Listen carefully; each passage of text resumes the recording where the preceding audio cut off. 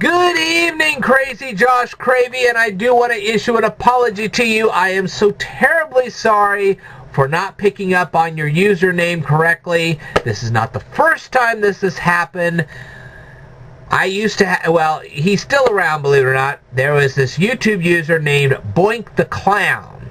Only the thing was, he misspelled Boink. He spelled it B-O-N-K, so of course it came out Bonk the Clown. And he couldn't understand why I mispronounced his stuff, and I said, well, why don't you take a look at your username? It's not spelled correctly.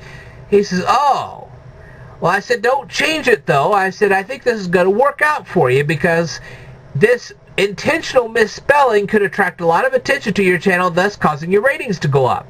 So he kept it that way, and by gollies, it worked. He was one of 3 people in Decatur that achieved 100,000 lifetime views on YouTube. And I kind of helped him out with that with the video response wars, which I will talk about in a little bit. But anyway, there were 3 of us. Of course, this was back in 2011. There were 3 of us. You had Adam of Adam's Life. You have me, of course. And then you had Boink the Clown. And we were the first 3 in Decatur to achieve over 100,000 views on our YouTube channels.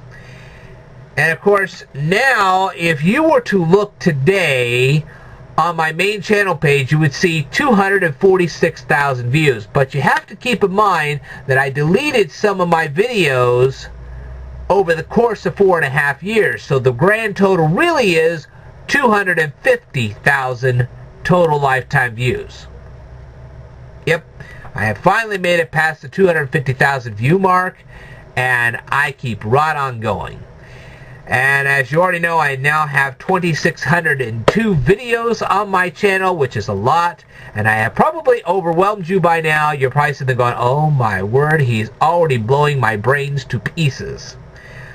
But you know me, the Speedlearner, that's what I do here. I just absolutely flood your brain, and you make your head spin. But anyway, let's get down to some more interesting nitty-gritties. I loved the beginning of your video. That is perfect for the way I used to do things when I was in school. However, I did end up leaving out an important detail, and I should have brought this up to you. This is something that a lot of people did not know. When I was going to the technical academy I used to go to, okay, I used to have to get up real early in the morning. Why? Because I used to have to get onto a bus. And let me tell you something, there was more holes on that bus than you would find in Swiss cheese. So when you rode on this bus, you were cold. And it didn't matter how many layers of clothes you wore. It didn't matter if the bus driver cranked up the heat to the maximum. You were still cold. And you were cold for 20 solid miles as you went to this technical academy. So anyway, I would get up at 6 o'clock in the morning. By 6:45, I was watching ABC's World News This Morning on the television. And what would happen is that one morning this newscaster, you never saw him, and nobody ever actually mentioned his name, okay? And I wish I knew his name, and if you ever find out what his name was, let me know. But anyway, I used to call him the puzzle guy. And one day he would give you a puzzle, and then the next day he would give you the answer to this puzzle. And so what I would do, by the time he started doing all this, I actually had a VCR, and I'll get into that in a little bit too. So you sit there and go, oh, he really is spinning my brain out of control. Yeah, we'll get to that. So hold on, folks. This is going to be a bumpy ride. Okay, now, back to this. The puzzle guy would give you the puzzle one day, the solution the next. So what I would do is I'd record them, and then I would write them down in my notebook, and I would take them with me when I went to the Technical Academy. Now, in the Technical Academy, believe it or not, even though it was a data processing and I was surrounded by computers, they actually had a chalkboard. So I'd take the chalk and I'd write the puzzle up at the beginning, and then the next day I'd come and write the solution on the board. Now, this became interesting on Fridays because if I had to write the puzzle up for Friday, we had to wait all the way till Monday to get the solution to the puzzle. Yeah, that drove some people nuts. So, anyway, so I forgot to tell you that, and I'm sorry I didn't, because I think that would have made it even more interesting, but now everybody knows. Alright. Now, I did my own little digging because you went to the extra effort for me, so I went to the extra effort for you. I did find out why seniors are called seniors. They are called seniors because they are advanced students. That's where it comes from. If you're an advanced student, you are a senior. Now, why they call them juniors, I still have not found out, and I will continue to dig until I do find out. But anyway, so how did I find all this out? Because I found out where high schools came from. Well, I didn't find out where they came from, but I found out when they started. They started back in 1824. Now, if you were a student prior to 1824, when you went to the one-room schoolhouse, okay, and you passed the 8th grade, you were done with your education. That is, unless your parents could afford to send you to a Latin grammar school, where that's where you would go, you would learn a few extra things, and then you would go off to college. If they couldn't afford that, you learned the trade of your parents, and therefore, you worked the rest of your life. And that's what a majority of the people did way back when. And let's just say your parents, well, at least your father, was a construction worker, or worse yet, a factory worker. Well, that's where you worked. Yeah. So, anyway, now you know high schools were invented in 1824 to bridge the gap between the 8th grade and college. Prior to that, you went to a Latin grammar school. Prior to that, yeah, because Latin grammar schools were not around forever and forever either. Prior to that, what you would do is you'd learn your parents' trade and you'd work that. And depending on what your parents' trade was, is how enthusiastic you were to learn it. Okay, now, I had asked you about the Nintendo 64 and the so on and so forth and how many watts of power they took, and then you referred to HZ and you had no idea what that was.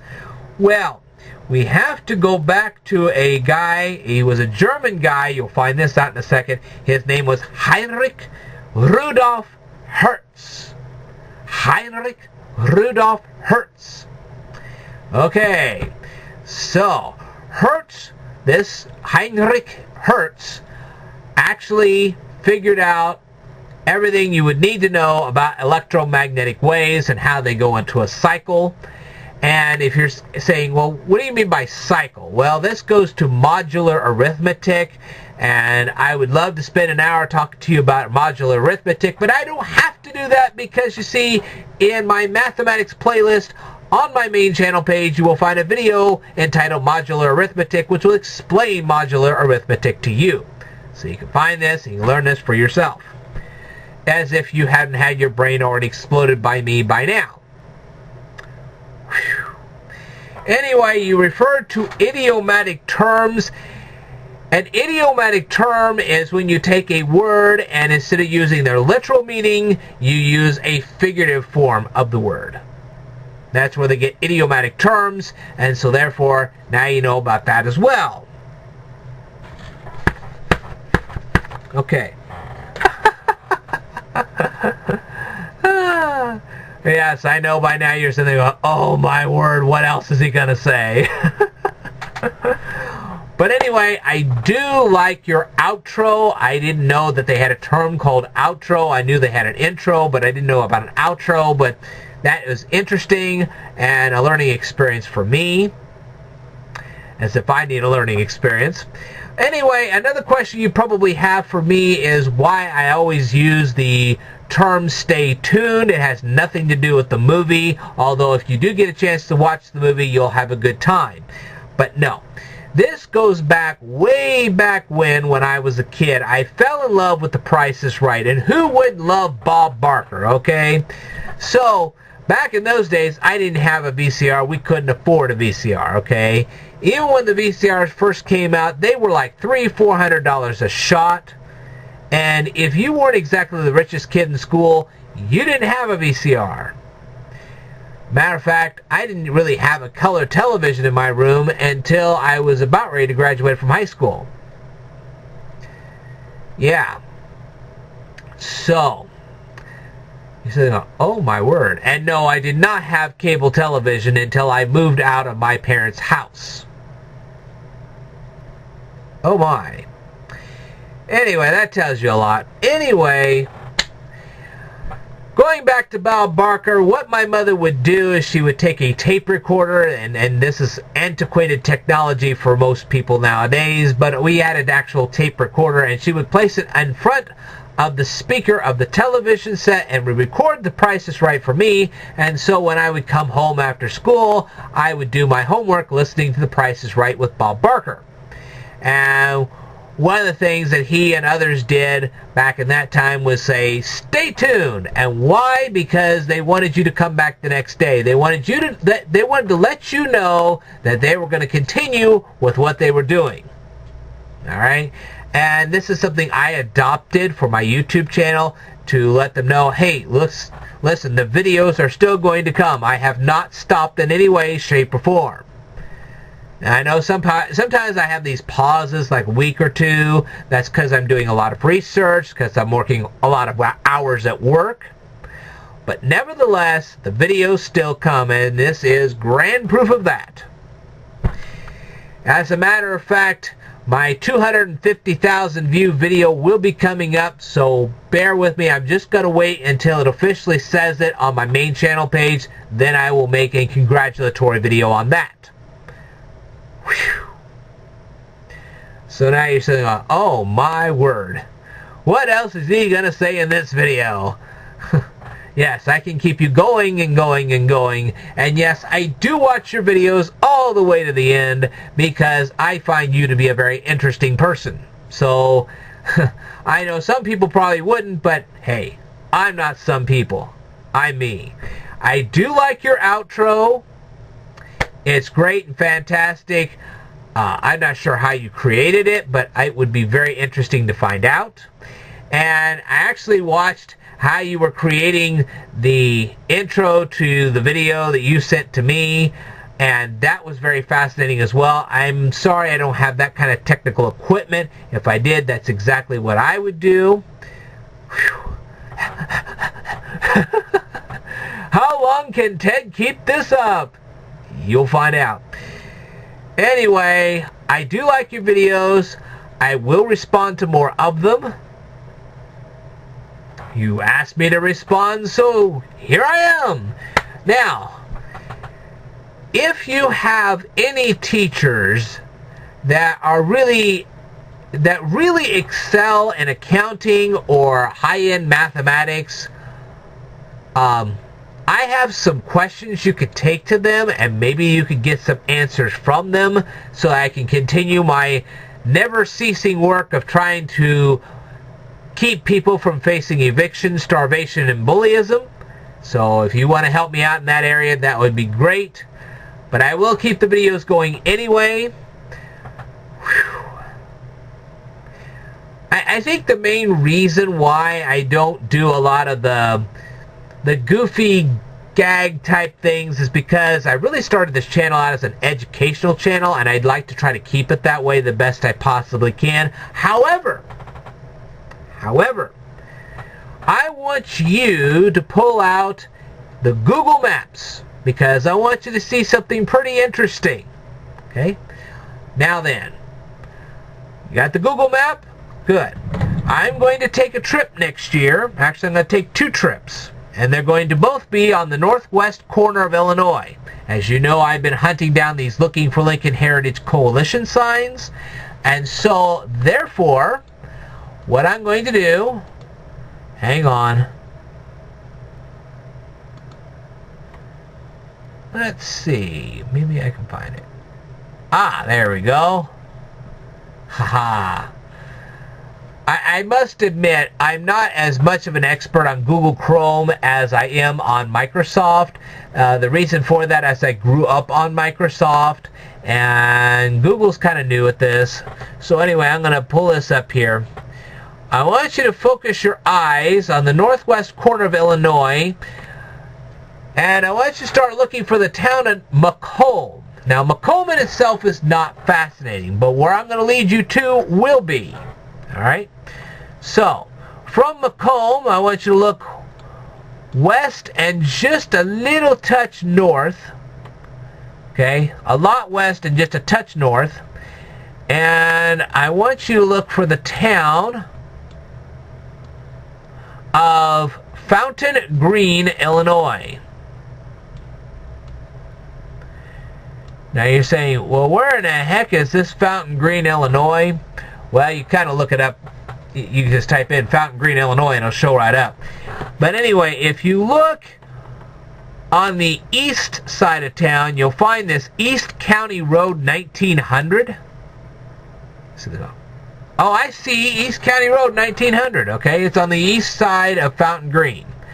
Okay, because if you look at the Fountain Green Cemetery, you're not going to find anything fascinating. But if you look on East County Road 1900, you will. You're going to find this place called the Lincoln Catholic Cemetery, which is known as the St. Simeon Cemetery. And at the entrance of this cemetery, you are going to find a Looking for Lincoln Heritage Coalition sign. And this is the reason why I'm going to go up there next year. And I want you to look forward to my video, because not only am I going to videotape that sign, but I'm actually going to walk the full mile from the sign. Yes, you don't drive into the cemetery. Once you get there, you have to hoof it on your feet. So I'm going to get my hoofing shoes on, and I'm going to walk the full mile to the actual cemetery itself, and I'm going to show everybody what the cemetery actually looks like, because I'm sure there's a lot of people who would love to know what this cemetery actually looks like. And I'm going to do that. And there are some towns not too far from there that I'm also going to visit. La Harpe is one of them. Carthage is another. And on a separate trip, I am going to go up to Nauvoo, Illinois, and to Dallas City, Illinois. And I will show you the Looking for Lincoln signs there as well. Nauvoo has a historic area very close to where their sign is. I'm going to show you the whole historic area. If you want to take a look at Nauvoo, Illinois, you look on the south side of town and you'll see this beautiful historic area. And I'd like for everybody to see that. So I'm going to go up next year to videotape that so you guys can see it. And this is going to continue my run of these Looking for Lincoln signs. Hopefully, I will get a chance to go to Freeport and Kent, Illinois as well. I don't know if I will or not. It will just depend on time and how much money I have, etc., etc. Did I wear you out yet? Okay, so anyway, I loved your whole video response to me. It was great. It was fantastic. It was wonderful. I will respond with some more videos. Hopefully I didn't make your head spin. Alright. Well, now you know why I always say stay tuned on my videos. You know it was inspired by Bob Barker. And there goes the phone again. As if we needed the phone one more time. I thought I could actually make it through a whole video without a phone call, but I guess not. Darn. Anyway, thank you very much for your video response. I look forward to your next video response. I'm sure you'll be sitting there going, oh, what am I going to... Oh, I forgot one other thing. Yes. When I was a kid, and I wasn't even in high school yet. I was still in grade school. I think it was about junior high. What happened was that they would give us crossword puzzles for homework assignments. Can you imagine having to do a crossword puzzle for your homework assignment? Do you know how much you would love crossword puzzles after doing something like that? I didn't. So, you say, well, if you didn't do crossword puzzles as a kid after you had all those homework assignments, what did you do? Well, they used to have a thing, and they actually still do have them. It's from Penny Press, and it's called Logic Problems. And I actually ended up getting a subscription to that for a while. I also got a subscription to Byte Magazine. That's right, Byte Magazine. B-Y-T-E. And I used to read that. I think Byte Magazine still exists, but it's not the same Byte Magazine that I had when I was a kid. I can assure you of that. Anyway,